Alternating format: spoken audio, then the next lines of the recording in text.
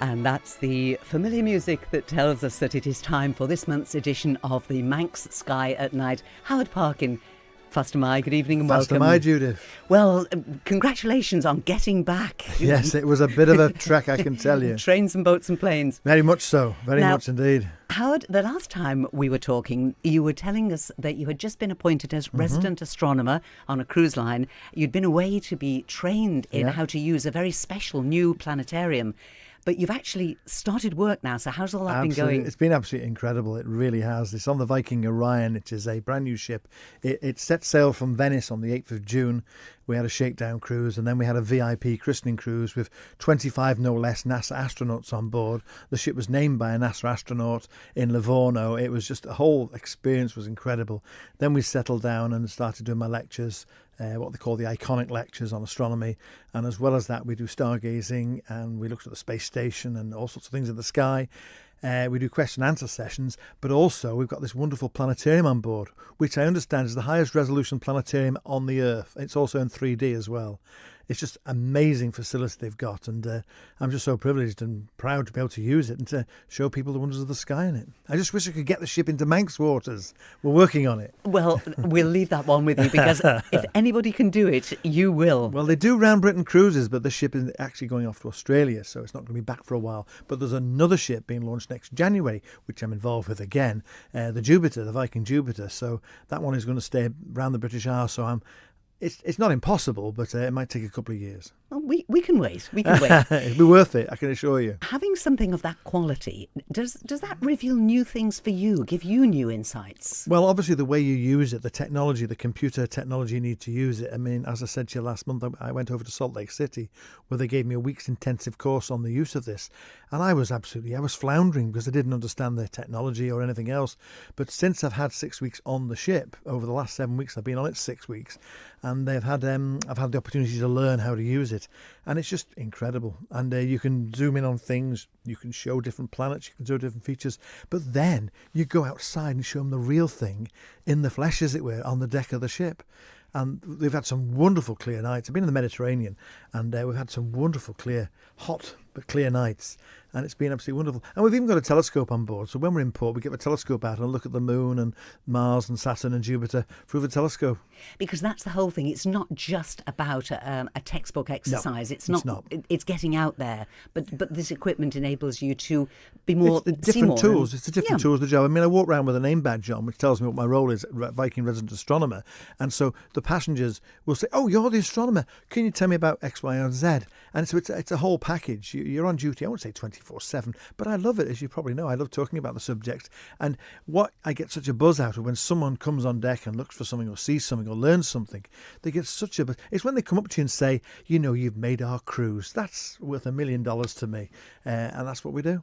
That's excellent. On the other end of the scale, the other thing we talked about in our last programme, you gave me a planisphere. Absolutely. And you showed me how to use it, and I have used it. I should hope so. But I went online to see how much these things are, because if you're saying to somebody this is brilliant, and the most expensive one I could find was £9.99, right.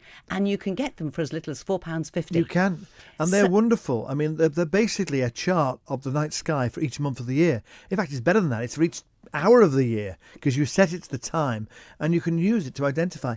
A lot of people like these apps you have on your phones, and they do a similar thing. I personally don't like them because people, especially when I'm on a cruise ship, because people don't switch on the location advice.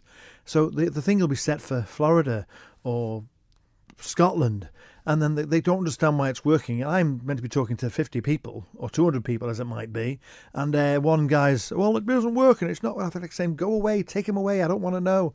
But you can't say that, of course. No, you have to find a polite way, a diplomatic way. Throw him off the ship. But don't tell him that. No. This is live, Howard. Oh, sorry. Not allowed to throw him off the ship. We don't pollute the oceans, I promise you. Nobody was harmed in the making of this programme, I can promise you. But no, the reason that I'm just mentioning the planisphere is because you're talking about the most sophisticated equipment that you've got, quite rightly, on the cruise line.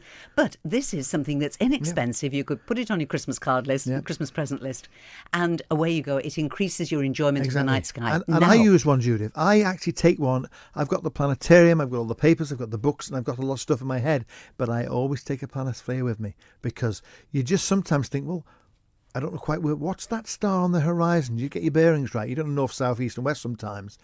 So it's always useful. Be prepared. I was a Boy Scout in a former life. Oh, I can tell. I can tell. Dib, dib, dib. Now, we've got to talk about last Friday night. Yes, indeed. When you happened to be off the coast of Marseille. I was. And talking about this lunar eclipse. Now, tell us what we need to know about that, Howard. Well, it was fantastic. I'm sorry to say that, because I know, having had wonderful weather in the Isle of Man for the last 6 weeks or so, it was clouded out. The whole island didn't see it.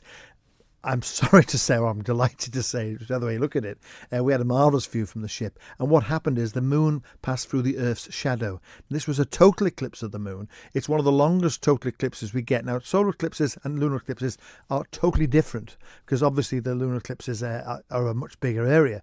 But this particular one was over the whole of Europe and right as far as Australia.